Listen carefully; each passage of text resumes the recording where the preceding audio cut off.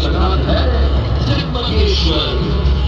नागेश्वरम है लिंगम, नागेश है कृष्णेश्वर। वेद शिवम शिवम वेदम, वेद शिवम शिवम वेदम, वेद शिवम शिवम वेदम, वेद शिवम शिवम वेदम। चम चम चम चम चम चम चम चम चम।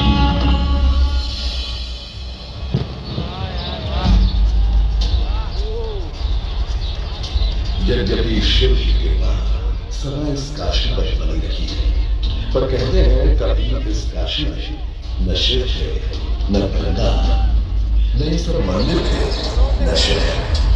यहाँ एक पावन वन था जिसे सुर, नर, मुनि सब कहते थे आनंद कानन।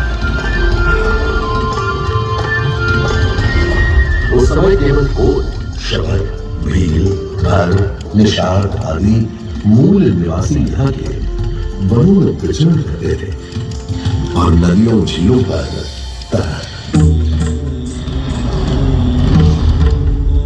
वरुणा किनारे बसी बरड़ के वृक्षों से घिरी बस्ती का नाम वाराणसी कहलाने लगा। उषा काल में इस बस्ती पर सूरज का ऐसा सुंदर प्रकाश पड़ता था कि इसका दूसरा नाम काशी यानी रोशनी का शहर काशी पड़ गया।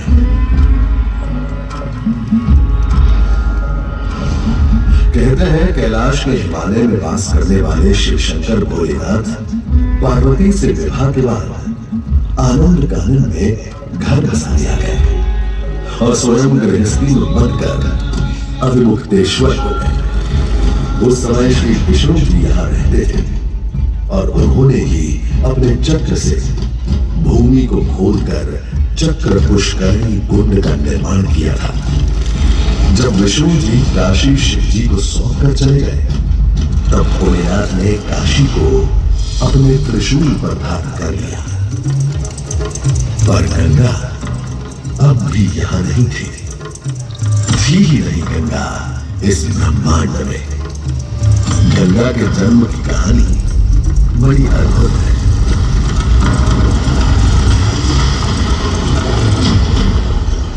दानी था राजा बलि, पर करता था दम।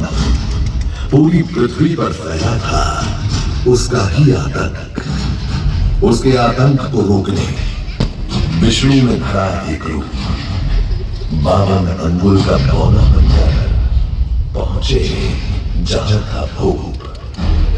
सारे प्रभारी मोहने ब्राह्मणों पर हंसे, पर बलि ने जब उसे दान मांगने को कहा तो उसने कुटिया बनाने को केवल 3 पग भूमि मांगी। पर जब मौने ब्राह्मण ने भूमि दाबनी शुरू की तो जैसे भूचाल किया गया।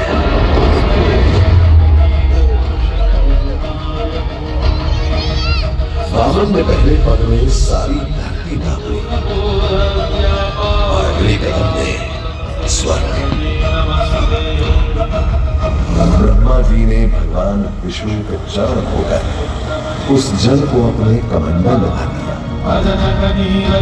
और अब वामन अवतार ने अपना तीसरा पद बलि के सर पर रखकर उसे पाताल लोक भेद मुक्ति दे दी। अब स्वर्ग लोक में भगवान ब्रह्मा जी थे। जब चरणामृत में हाथ डाला तो वहीं से निकल आई चंचल निर्मल धवल गंगा जी। पवित्रा किंतु चंचला, आज से तू मेरी पुत्री और नाम तेरा गंगा।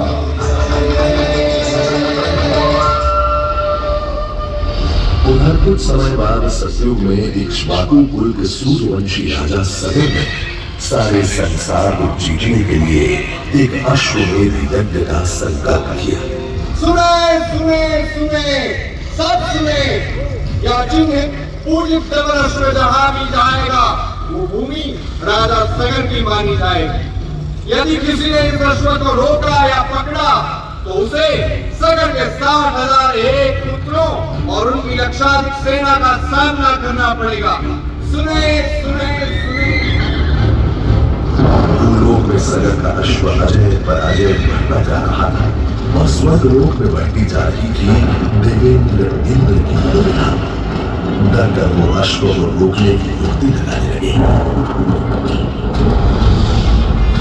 उनसे छल से महर्षि कपिल के आश्रम में बांध दिया।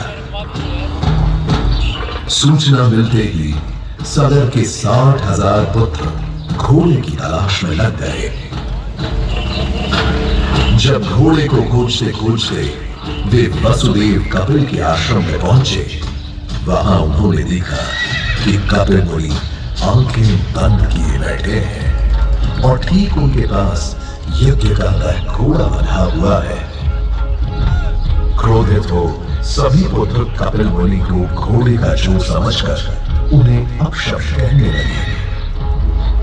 वाताल कुमारों, यदि कपिल ऋषि ने खोली आंख तो तपस की योगाग्नि से चलकर तुम सब हो जाओगे राख।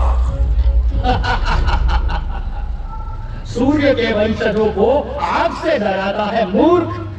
अगर तूने तुरंत आंख न खोली तो अभी तेरा दम भीतर तेरे घर से अलग करता हूँ, घोड़ा चोर।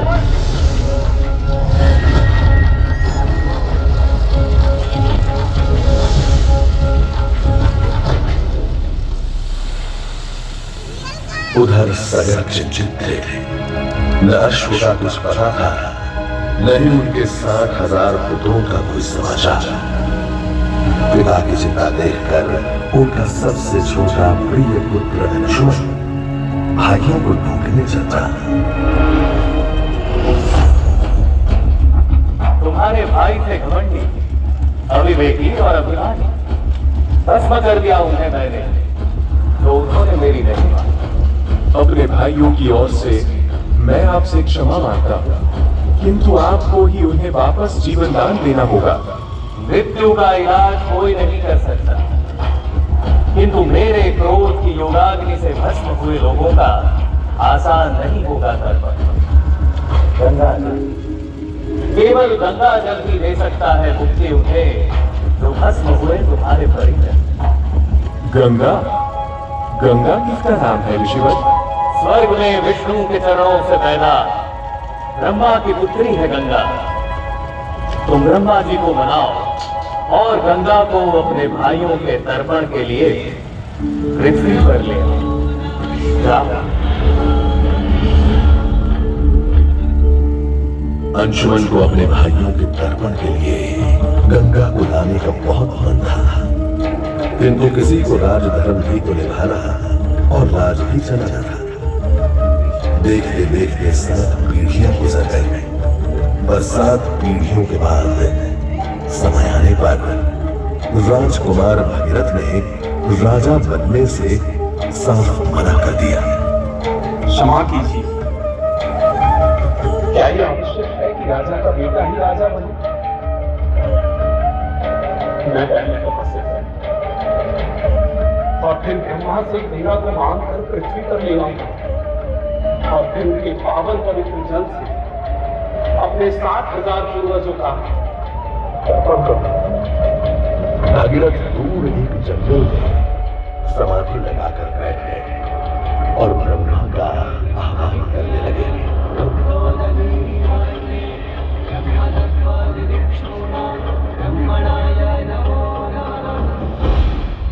पुत्र भगीरथ, हम तुम्हारे तप से प्रसन्न हैं। बताओ, क्या आशीर्वाद चाहिए? हे भगवान, मेरे पूर्वज के तर्पण के लिए मुझे अपनी पुत्री गंगा चाहिए।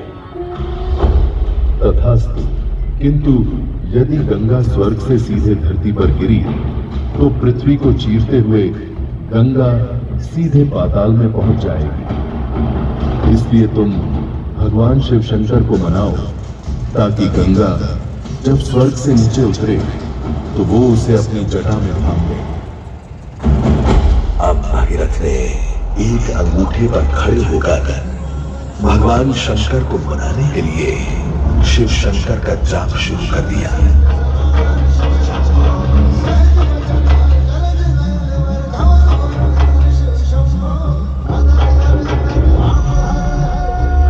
मांग लो पुत्र, कोई भी वर मांग लो आज। हे प्रभु,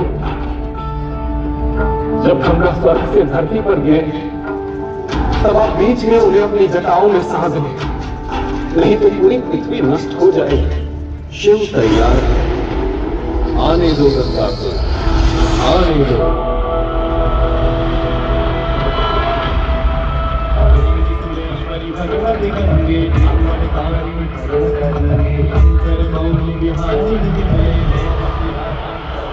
गंगा ने भगीरथ के साथ गंगा सागर जाकर सगर के पुत्रों का उद्धार किया। बरसात वो भारत की सबसे महत्वपूर्ण नदी बन गई, जिसका भारत के जीवन में धार्मिक, आर्थिक, सामाजिक, ऐतिहासिक अवदान अनंत है। वेदों, उपनिषदों और महाभारत में जहाँ काशी वाराणसी के महात्म्य का बयान है, वही स्कंद पुराण में काशी खंड में भी इस पावन भूमि का है बखान। जैन ग्रंथों के अनुसार ईसा से 800 साल पूर्व यही जैन तीर्थंकर पार्श्वनाथ जी ने जन्म लिया था। और फिर सुपार्श्वनाथ और श्री अंशनाथ ने भी। आज से 2500 साल पहले इसी पट्टन या ऋषि पतन के वृंदावन में प्रबुद्ध गौतम बुद्ध ने संसार को अपना पहला धर्मोपदेश दिया था। बुद्ध के अनुयायी मौर्य सम्राट अशोक ने 250 ईसा पूर्व इसी स्थान सारनाथ में धर्मलेख स्तूप की स्थापना की और अशोक स्तंभ और लाट का निर्माण किया। नई सदी में दूर दक्षिण से आए शंकराचार्य ने काशी में ही शंकर दिग्विजय की नींव रखी और पूरे भारत को अपने ब्रह्म सूत्र में गूंथ दिया। ऐसे खाते घूमते पवित्र नगर को नजर तो लगी। सुदूर उत्तर पश्चिम से आए आक्रांताओं ने काशी को बहुत क्षति पहुंचाई और तमाम मंदिरों, आश्रमों, धर्म स्थानों को ध्वस्त कर दिया।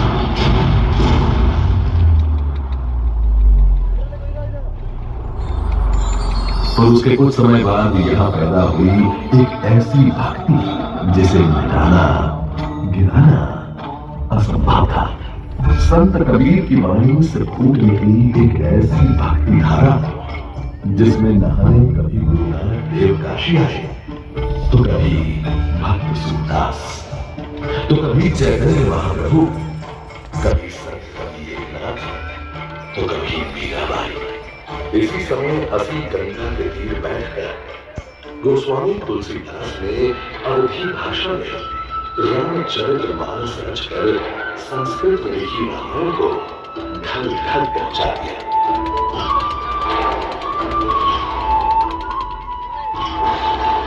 समयान्तर में इंदौर महेश्वर की महारानी अहिल्याबाई ने विश्वनाथ मंदिर का फिर पुनः निर्माण करवाया। उन्होंने नए घाट बनवाए और सैकड़ों कुएं, तालाब, मंदिर, धर्मशालाएं, सड़कें बनवाई। काशी बड़ों की विशेष कृपा दृष्टि थी और इस क्षेत्र में पंचकोशी परिक्रमा के लिए नया मार्ग, कई घाट और गंगा पर मंदिर भी महारानी ने बनवाया।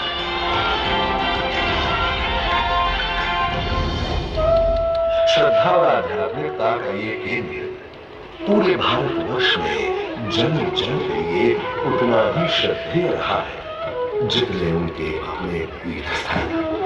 इसीलिए पूरे देश के हर क्षेत्र के लोग यहाँ आकर बसते थे और पूजन अर्चन से जीवन बिताते थे।